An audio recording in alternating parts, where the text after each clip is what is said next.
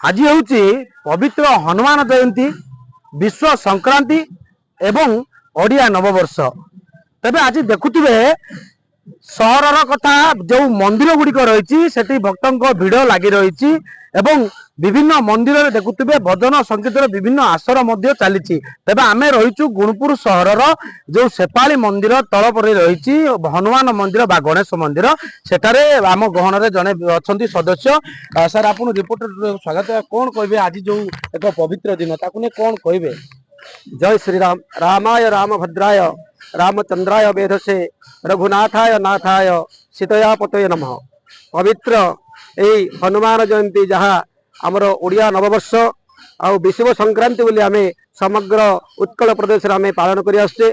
आज समग्र गुणपुर रे विभिन्न कोणानुकोण रे हनुमान मंदिर समस्त शैवपीठ समस्त हनुमान मंदिर रे आज ये संक्रांति कार्यक्रम परिचालित होउची एवं विभिन्न संगठन तरफ गुणपुर कोणानुकोण रे आज पड़ा बंटन कार्यक्रम करा जाउची। आज यही शेफाली पहाड़र पाददेश आविर्भाव होता से श्री श्री श्री हनुमान एवं गणेश मंदिर यही पवित्र पीठ रे आज आम ये वार्ता दौचु एतिकी जे एठी चारि प्रहर नामयज्ञ सहित पणा बंटन एवं अन्न प्रसाद व्यवस्था करा जायछि। हजार हजार भक्त एठी समागम होती एवं हनुमान चालीसा पठन करने बहु भक्त एठारे उपगम होती एवं समस्ते इसी भगवान से हनुमान अपार करुणा लाभ करती। जय श्री हनुमान।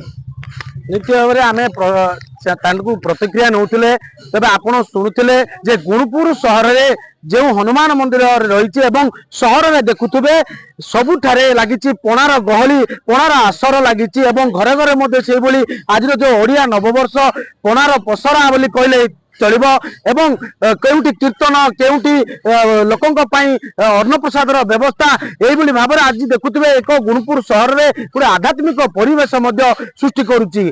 तेबे यही ओडिया नववर्ष विश्व संक्रांति हनुमान जयंती अवसर में आम रिपोर्टर स्टूडियो परिवार तरफ आपण मानक हार्दिक शुभेच्छा और शुभकामना। गुणपुर दीपक कुमार पंडा रिपोर्टर स्टूडियो।